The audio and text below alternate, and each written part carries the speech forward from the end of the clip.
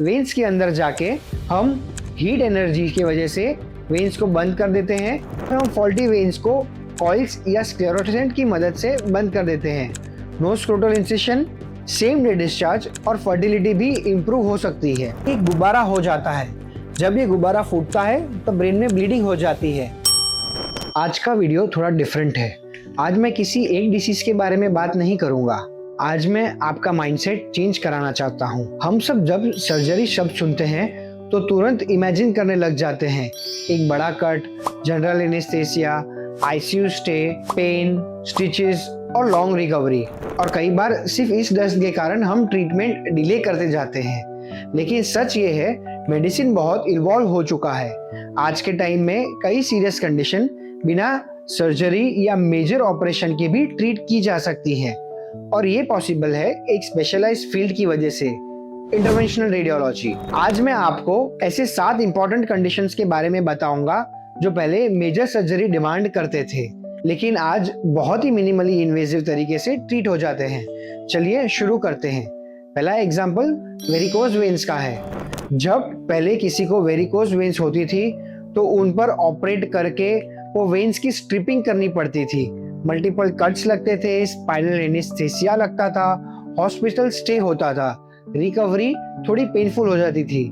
लेकिन आज क्या होता है, आज हम वेन्स को अंदर से सील कर देते हैं लेजर, रेडियो फ्रीक्वेंसी अब्लेशन या मेडिकल ग्लू की मदद से। वेन्स के अंदर जाके हम हीट एनर्जी की वजह से वेन्स को बंद कर देते हैं।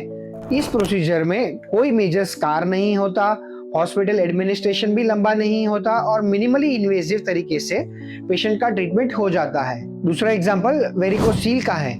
यंग मेल्स में कॉमन होती है वेरिकोसील्स। अर्लियर इसके लिए स्क्रोटल सर्जरी होती थी। इंसिशन सेंसिटिव एरिया में होता था, post operative pain, recovery time लग जाता था। आज क्या करते हैं, ग्रॉइन या नेक वेसल से कैथेटर डालते हैं, टेस्टिकुलर वेन तक जाते हैं और हम फॉल्टी वेन्स को कॉइल्स या स्क्लेरोसेंट की मदद से बंद कर देते हैं। No scrotal incision, same day discharge और फर्टिलिटी भी इम्प्रूव हो सकती है। ऑर्गन प्रिजर्व हो जाता है। तीसरा एग्जाम्पल यूट्राइन फाइब्रॉइड्स का है। यूट्राइन फाइब्रॉइड्स एक बहुत ही कॉमन बीमारी है। ये हेवी ब्लीडिंग, अनेमिया और पेन कॉज करती है। अर्लियर अगर हम इसके ट्रीटमेंट के बारे में बात करें तो एक ही इलाज लोग बोलते थे, यूट्रस निकाल दीजिए, मतलब कि हिस्टेक्टोमी कर दीजिए। ये एक मेजर सर्जरी होती थी जिसमें जनरल एनेस्थेसिया लगता था, हॉस्पिटल में स्टे लगता था लंबा और काफी हफ्तों तक रिकवरी लगती थी। लेकिन आज हम बात करने वाले हैं यूट्राइन आर्टरी एम्बोलाइजेशन के बारे में, जो ग्रॉइन की आर्टरी से एक कैथेटर यूट्रस तक लेके जाते हैं। टाइनी पार्टिकल्स जैसे कि ग्लू या तो पीवीए पार्टिकल्स इंजेक्ट करके हम फाइब्रॉइड का ब्लड सप्लाई बंद कर देते हैं। अभी जब भी फाइब्रॉइड को ऑक्सीजन ही नहीं मिल रहा, ब्लड ही नहीं मिल रहा, तो वो स्लोली ग्रेजुअली श्रिंक हो जाएगा।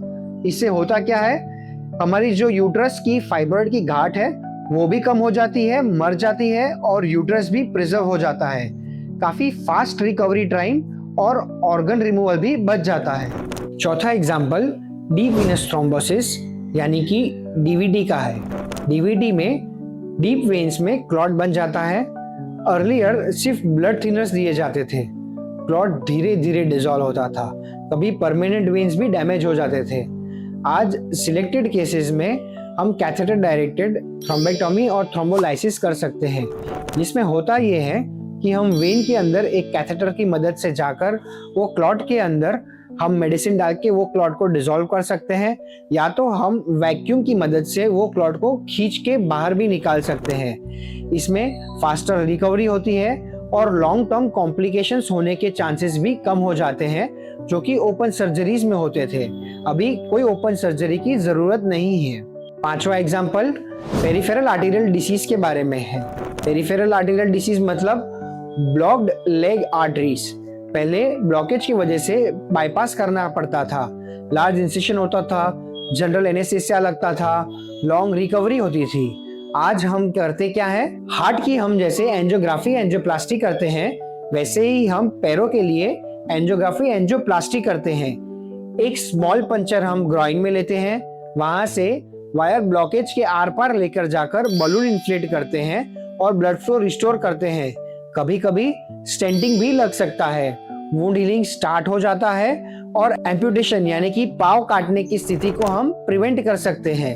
लिटरली ये लिम्ब बचाने के लिए सर्जरी के अलावा बहुत ही सुंदर उपाय है। छठा एग्जाम्पल बाइल डक्ट ब्लॉकेज का है।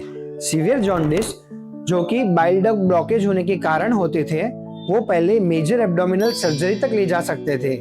आज हम पीटीबीडी करते हैं। स्किन के थ्रू एक छोटे से डक्ट का एक्सेस लेके वो डक्ट में हम ट्यूब डाल देते हैं, जिससे प्रेशर रिलीज हो जाता है और बाइल यानी कि पित्त बाहर आ जाता है। थोड़े समय बाद हम वहां पे इंटरनल स्टेंटिंग करते हैं, जिससे कि वो बाइल पेशेंट के अंदर ही रहे और अंदर के अंदर आंतड़ियों में चले जाए। ये पेशेंट स्टेबलाइज कर देते हैं। स्पेशली कैंसर पेशेंट्स के लिए लाइफ सेविंग ब्रिज थेरेपी के रूप पर ये साबित हो चुके हैं। सातवां एग्जाम्पल ब्रेन एन्यूरिज्म का है। ब्रेन में एन्यूरिज्म यानी कि एक गुब्बारा हो जाता है। जब ये गुब्बारा फूटता है तो ब्रेन में ब्लीडिंग हो जाती है। पहले के समय में सिर्फ मेजर सर्जरी यानी कि ब्रेन को कट करके न्यूरो सर्जरी हो जाती थी। ये एक सर्जरी काफी हाई रिस्क होती है।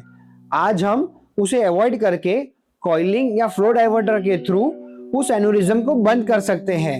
ये ग्रॉइन की एक आर्टरी से कैथेटर और वायर्स ब्रेन तक लेके जाते हैं, जिसे हम एन्यूरिज्म के अंदर एक सील कर देते हैं। No skull open surgeries, shorter recovery, less trauma. इन सब में कॉमन क्या है?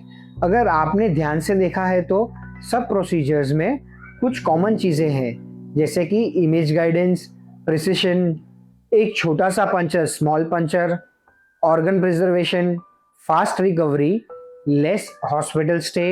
ये है मॉडर्न मिनिमली इन्वेजिव मेडिसिन का डायरेक्शन। मैं आपसे एक इम्पॉर्टेंट क्लैरिफिकेशन करना चाहता हूँ।